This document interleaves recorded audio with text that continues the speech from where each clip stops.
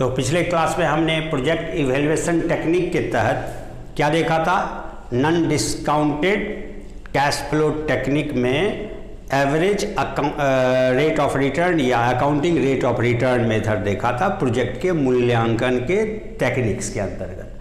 आज हम दूसरा देख रहे हैं पे बैक पीरियड मेथड।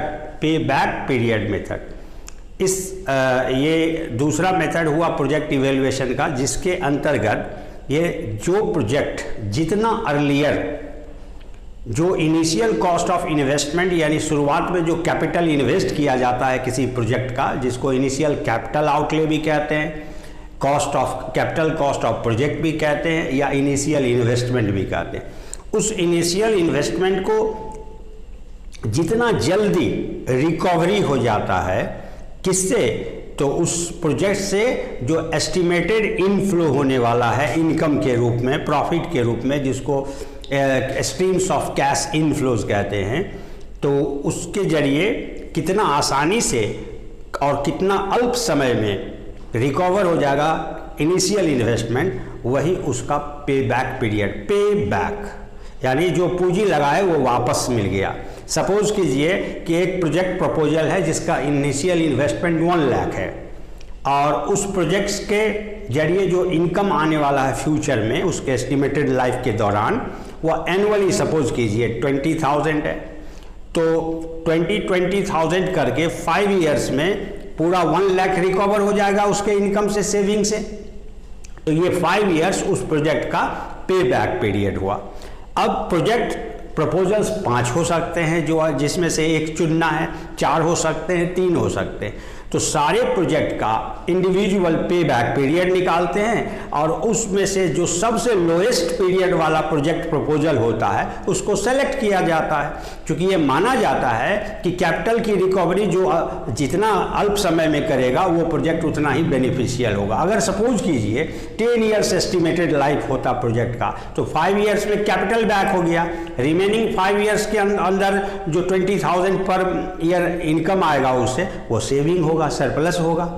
तो यहाँ पे वही बात हमने बताया कि this is an another non discounted technique of project evaluation, in which project proposals are ranked according to their capability of the fastest payback period. Here payback period represents the period in which full recovery,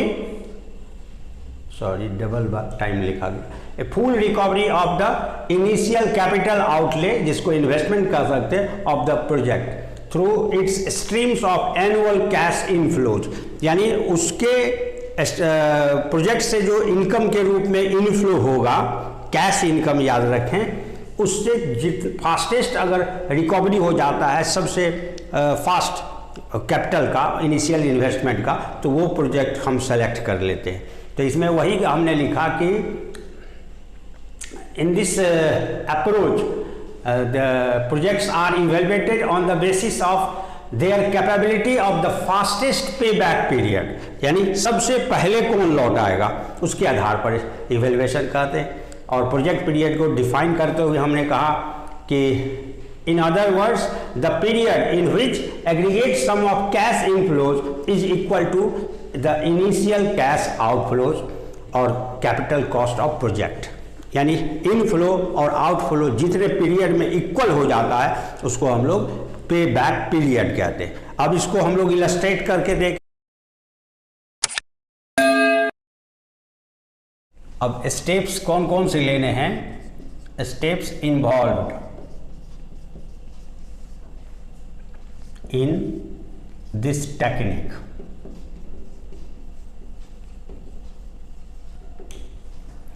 first step है,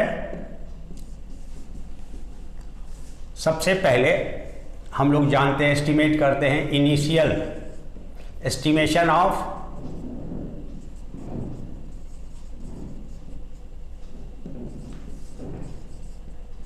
initial capital cost या outlay भी कहते हैं इसको,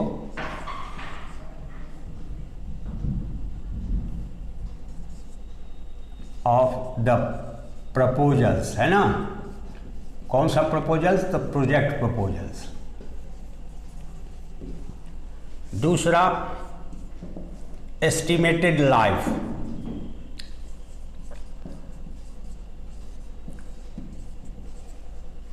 of the projects. प्रत्येक project का estimated life यानी working condition में वो कितने दिन तक कंट्रीब्यूशन दे सकता है बिजनेस के लिए। थर्ड जो स्टेप है उसमें हम लोग सैल्वेज वैल्यू, एस्टिमेशन ऑफ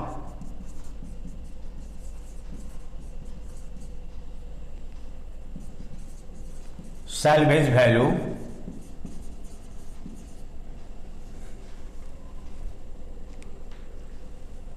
और scrap value at the end of its life, यानी उस प्रोजेक्ट का लाइफ जब अंत होगा यानी अंतिम ईयर में उसके कारकेज से या उसके बचे हुए जो कारकेज है यानी अस्थि पंजर कहिए, उससे कितना रिकवर हो सकता है। सैल्वेज वैल्यू पीछे भी चर्चा हमने किया था। इसके बाद हम लोग निकालते हैं annual depreciation.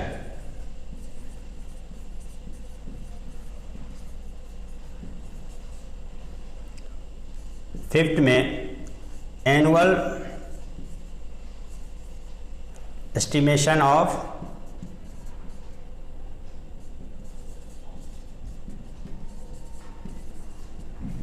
expected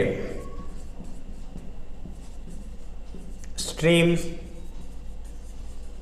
of cash inflows during the estimated life of the project.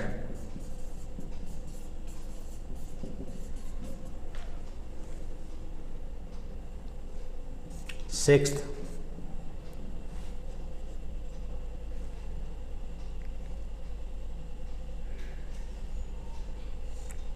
is calculation of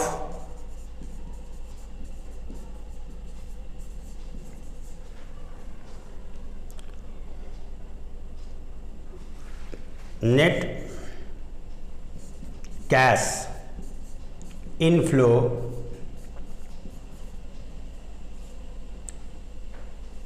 after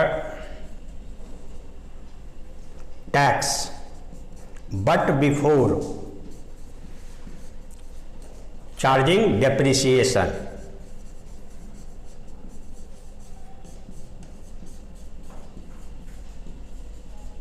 यानी प्रत्येक प्रोजेक्ट का जो एनुअल कैश इनफ्लोज दिया है, वो प्रत्येक प्रोजेक्ट में जो एनुअल कैश इनफ्लोज दिया है उसमें से अगर डेप्रिसिएशन चार्ज किया जा चुका है और टैक्स दोनों चार्ज करने के बाद दिया है तो टैक्स तो चार्ज होना ही चाहिए, लेकिन डेप्रिसिएशन का अमाउंट जो चार्ज किया है एक्चुअली डेप्रिसिएशन कैश आउटफ्लो तो होता नहीं, वो तो फर्म में ही रह जाता है, इसीलिए उसको ऐड कर देते हैं। यानी profit before charging depreciation but after tax. तो आफ्टर टैक्स प्रॉफिट में हम लोग क्या करते हैं, डेप्रिसिएशन को ऐड कर देते हैं। यानी अगर आपको नेट कैश फ्लो देखना है निकालने के लिए तो इज इक्वल टू आप कर सकते हो PAT, profit after tax plus annual depreciation. Okay, हम लोग कैलकुलेशन ऑफ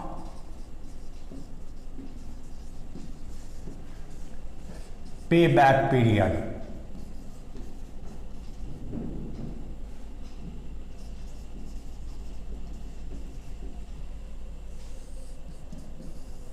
को देखें तो यहाँ पे बैक पीरियड में हमने फर्स्ट फॉर्मूला होता है कि हमने पहला केस माना when every years cash inflow of the project is even, मतलब इक्वल हो। तो इक्वल जब कैश इनफ्लो है तो कैसे निकालेंगे पे बैक पीरियड? बिल्कुल आसान है। Pay back period is equal to initial cost of investment divided by annual cash inflow. यानी आपको हमने एग्जाम्पल में भी बताया था कि अगर initial cost of investment 1 lakh है, 1 लाख रुपीज़ है, और एनुअल इनकम जो उस प्रोजेक्ट से आने का एक्सपेक्टेड है वह 20,000 है, यानी 20,000 स्ट्रीम्स ऑफ कैश फ्लो जो हर एक साल के लिए इक्वल अमाउंट में है, तो 1 lakh divided by 20,000 equal to 5 years. यही चीज़ इसमें सबसे पहले हमको निकालना, एग्जाम्पल हमने लिया कि suppose initial investment is 1 lakh required, estimated life is 10 years, salvage value at the end of its life is equal to 10,000। Now सबसे पहला स्टेप सॉल्यूशन में होगा कि एनुअल डिप्रिसिएशन कितना चार्ज हुआ, क्योंकि डिप्रिसिएशन कैश आउटफ्लो नहीं होता। तो 1 लाख इसका इनिशियल था, जिसमें से 10,000 recovery eight the end of life हो जाएगा, तो माइनस कर दिए तो 90,000 रुपीज़ एक्सपेंड हो गया इसके होल लाइफ 10 ईयर्स में। तो 90,000 से 10 ईयर्स में के द्वारा डिवाइड कर दिए तो 9,000 per month per annum depreciation हुआ। अब एनुअल कैश इनफ्लोज हमने माना है 16,000, तो 16,000 में डेप्रिसिएशन का अमाउंट ऐड कर देंगे, तो 25,000 कैश इनफ्लो हुआ एवरी ईयर। अब हम लोग पे बैक पीरियड निकालेंगे। फॉर्मूला जैसा कि मैंने लिखा था, initial capital outlay divided by annual cash inflow. तो initial capital outlay is 1 lakh and annual cash inflow is 25,000, divide कर दिए 4 ईयर्स इसका हुआ। अब अगले क्लास में हम आपको बताएंगे जब इवन ना हो करके अमाउंट होता है किस चीज़ का, कैश इनफ्लो का, किसी साल 10,000, किसी साल 15,000, किसी साल 25,000, तो उस दशा में कैसे हम निकालेंगे डिफरेंट प्रोजेक्ट्स का पे बैक पीरियड, उसका आपको एग्जाम्पल के साथ समझाएंगे। ओके, आज के लिए इतना ही। Thank you.